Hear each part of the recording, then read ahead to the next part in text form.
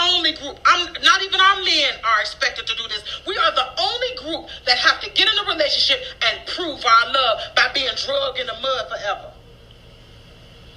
We are the only group. We have basically been groomed to go through the fire, to the limit, to the wall, through the limit, to the wall, for a chance to be with you. I'll gladly risk it all. Do that sound familiar?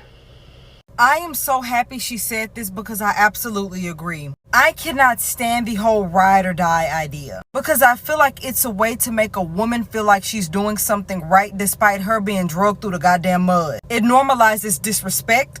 It normalizes cheating, lying, hurting.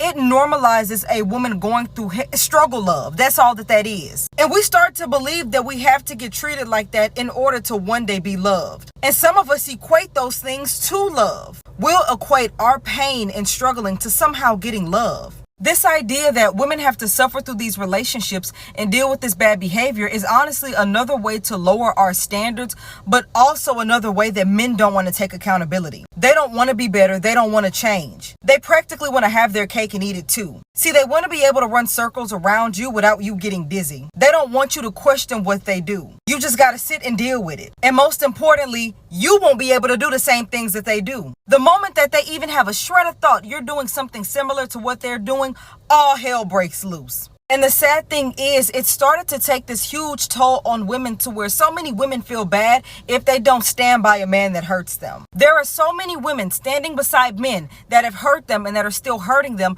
but they're doing it because they feel like it's their duty. They feel like at some point they're going to be emotionally or mentally reimbursed by these men, but in all actuality, you're not. You should not have to work for a man to love you. Nobody should have to work for anybody to love them. Too many of y'all believe you have to hurt first and be happy later. And too many of y'all believe if you don't hurt, then the love ain't real. Y'all have literally associated disrespect, hurt, and trauma to love. And y'all, we need to work on that. We need to fix that. We need to dismantle that. Because I'm telling you right now, if you keep participating in that, you're going to have a very hard time having a functional relationship. A lot of us start off wanting a good relationship, but we settle, we become a ride or die. We allow a man to disrespect us, to treat us horribly. And then when we finally have a man that is treating us the way that we've been wanting to be treated, you're not going to know how to act in that relationship because you've gotten so accustomed to dysfunctional relationships. You've gotten so used to toxicity. And it starts to rub off on you, and then you're going to become toxic because the only way that you know how to react is to toxicity. So your responses and way of being in a relationship